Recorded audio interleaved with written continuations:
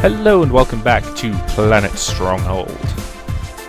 You leave me no little choice, Mario. Are there any problems with that, Captain? Nope, none that I see. I recommend investing in a pair of earplugs. Mario, do I smell lavender? You need to spend more time in Charlotte's garden. It's honeysuckle you smell. Good nose mirror.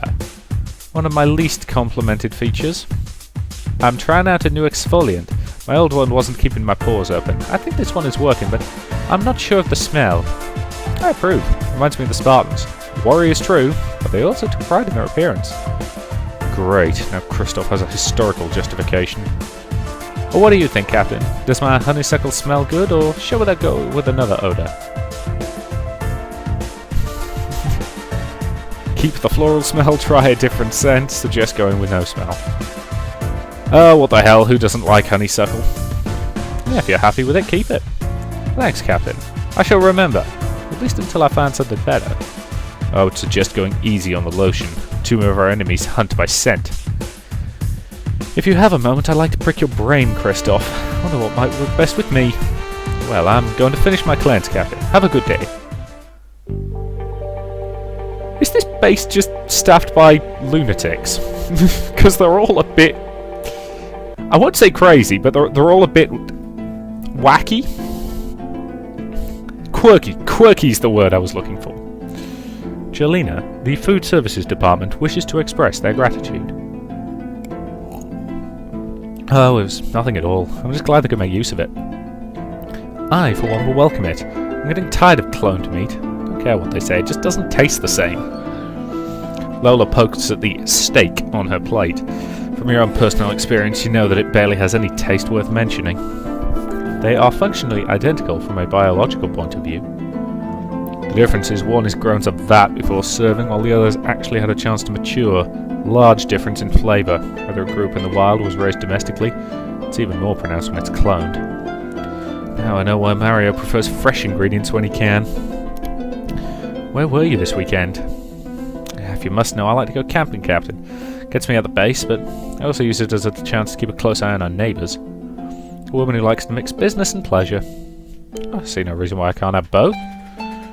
Or even better, if you have a significant other. I'd probably never leave the tent. It's nice to see someone with a love of the outdoors. Most people in the colony, you couldn't get them outside our boundaries with a pry bar. It is still a hostile planet, Samuel. For the inexperienced, there is a 20% fatality rate each year. That seems high. Oh no, many colony worlds can be as high as 50%. Of course, Stronghold does have the distinction of having some of the highest missing persons. I remember when they dropped us off in the far north for a week. 2 people lost toast to frostbite. Needless to say, they didn't make the cut. That stands to reason. After all, you can get stuck on a planet without support other than what you bring. Considering you're a bounty hunter, I'm surprised you have a love for camping. Not all of my prey lived in the city. Sometimes when I was the hunted, it was the easiest part of me to fall back into the forests. I imagine you must get a little homesick. Believe it or not, I don't. Don't get me wrong, I'd stand to lose a few more trees, but I don't miss the Russian winters. Trust me, there is nothing fun about being arse-deep in snow. Lucky snow. Still, every time you go out, you always come back with something, whether it's food for the stores or a new sample for study. What can I say, it's dangerous out there.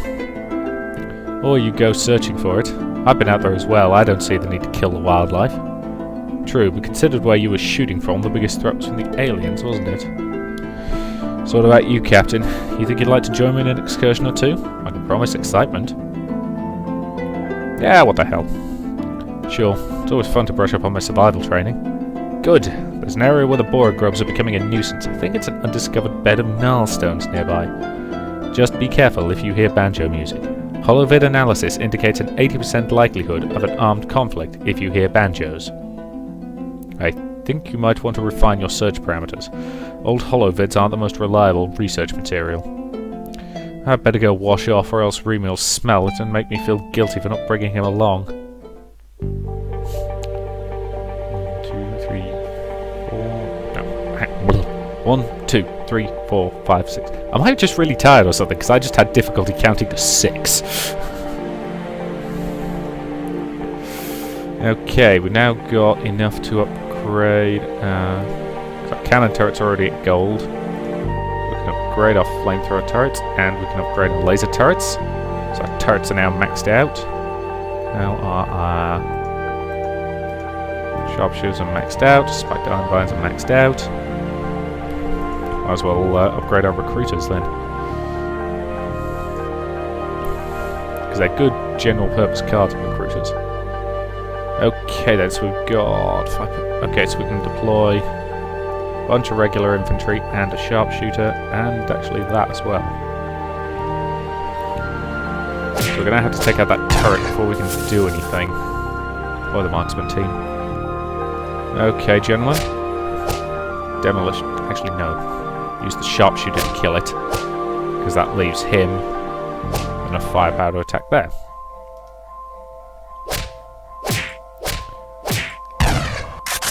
Okay, got a flamethrower turret up, which is now doing 2 damage to turn. It'll do 4 damage a turn against anything organic. That's very, very handy.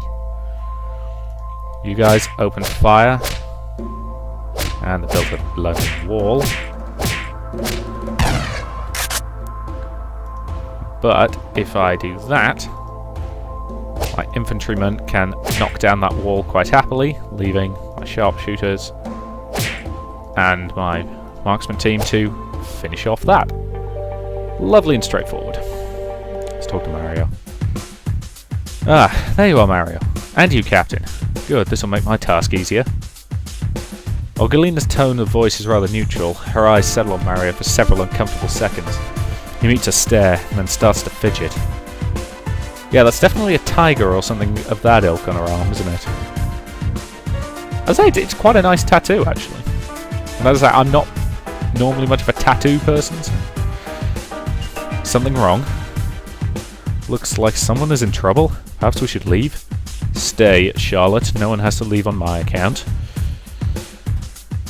Not to mention, this way we get a front seat instead of waiting for the rumour mill to catch up.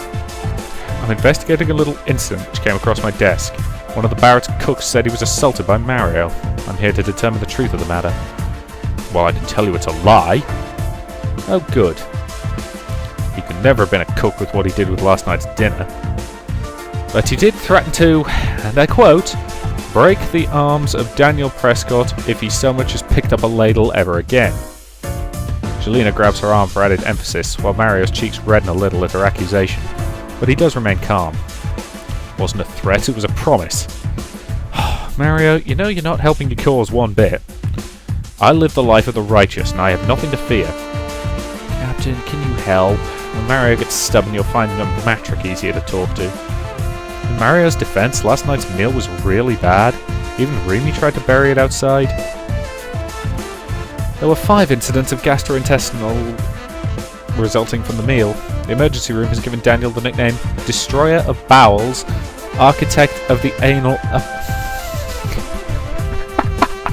At this point, can we fire this cook, please? Mira raises a hand to her mouth, but it's insufficient to hide her smirk. Charlotte gives a hearty laugh, and Rigel buries his head in his hands, trying to muffle his chuckles. I want an explanation, unless you think you would look better in prison orange for the next 10 years. I'm sorry, Captain, I really am, but there are a few things I'm passionate about, and food is one of them. When I see someone ruin it... You do know the cooking staff doesn't have many options with what High Command sends our way. Why do you think I push so hard for the greenhouses and the cloning tanks? Self-sufficiency is nice, but better to do it with some style? Believe me, I understand there are limits to what our cooks can do, but at least they can try. It's amazing how much this scene is reminding me of MASH. If you've never seen MASH, classics, well, started off as a film, then there was a sitcom adaptation that ran for something like 11 seasons or something like that, about a group of doctors during the Korean War, as in army doctors who were basically stationed about 5 miles from the front, something like that. So people get shot up, they get taken there, and they stitch them back up into a state where they can either go back to the front lines or they can survive long enough to make it to the major hospitals further back. It's actually a really good show, Though it's better if you can get if you can, it's better to watch the version that was shown on the BBC where they took out the laugh track, because the laugh track feels really out of place with some of the humour, because it's a bit grim. You know, a lot of it's kind of whistling past the graveyard stuff, which it had to be for the time.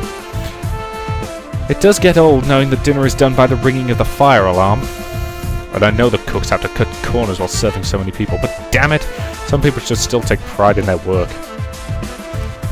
And do you think you could do better? You certainly couldn't do any worse. Captain, what should we do with Mario? I can make my own recommendations, but ultimately it's up to you. Okay, if you think you can do better, prove it. Let's get creative. One night a week, you're in charge of the meals. Put your money where your mouth is. That's a challenge I gladly accept. Prepare to eat your words, Captain. Ugh. I have some herbs you might want to try, Mario. A little goes a long way. You know, I might actually enjoy eating in the barracks instead of with the civilians for once. So, unless there's anything else, I'll take my leave. No, can't think of anything else, Captain. Mitsuki? Hello, Mitsuki. Or should I call you by an older, more famous name? Neon Dragon? Oh, I was wondering when you'd bring this up. Can't be much of a reporter if it took you this long to figure it out. Those records were sealed, Lola. Oh, I would have been more diligent if I didn't have other, more important stories to cover, like an ongoing war. So why bring this up now? That part of my life's over and done with. It's more out of idle curiosity. For quite a few years you were untouchable, and then suddenly you disappear only to show up in the military. She wouldn't be the first to join up for protection, or to turn over a new leaf. So I've noticed. Now, Mitsuki, I want to find out what led you to the government. You're doing quite well before then. My lips are zipped, and remember, you don't have to talk about anything you don't want to. Fine, but this is strictly confidential, Lola. That's fine. Look, as a teenager I was a terror throughout cyberspace. I could overcome anyone, anything. Then I was approached by a couple of people and they promised me greatest challenge in exchange for all the money and all the toys I could want. And stupidly I agreed. And if I was to hazard a guess, this group was the Yakuza? Yeah, but that didn't matter, at least at first. But then, after one run, my best friend was homeless because my actions decimated her family's savings, and, well, after that I told my associates no more. Oh, you poor child. Very few can walk away from such a life. I didn't think things were amiss until we noticed my brother Hero hadn't contacted anyone for a month. So they decided to use your family to make you comply. They went beyond that. Hero was never the most talkative of people, but he completely disappeared. My parents were frantic. At least until the day that there was a knock on my door. There was a gift-wrapped box with a small card in Hero's handwriting. Ever the traditionalists for bearing bad news. Within was a data disk, one which allowed you to experience the thoughts and feelings of another. In his earliest days, they could only record a strong emotion. Great joy, mind-blowing orgasm. Sex always sells. Well, it felt as if my brother died. Each cut which removed first a toe and then a finger, and each prick as he bled to death. Dear Lord. So, of course, I brought the bastards down. And ended up harming others as well. You rebelled because of the harm your actions caused in the first place and ended up doing even worse. Those assholes were too entwined to cleanly remove. What would you do, Captain, if someone killed your sibling? Made you experience it? Plan carefully, then attack. It would have made more sense to be circumspect. Revealing yourself too early means others might escape. Well, pardon me for not having an army on my back. That was then, but it's different now. So, have I satisfied your interest, Lola, or do you want to dredge up other memories? I'm satisfied for now. Well, that was grim as all hell. So, we appear to have a mission for... Right, let's start over here. Source, Alicia Dubois. Play this mission with Alicia Dubois. Different from random ones, these are one-time missions, but include a small scene. But I think we'll do that at the beginning of the next part. So, thank you very much for watching, and I'll see you in the next.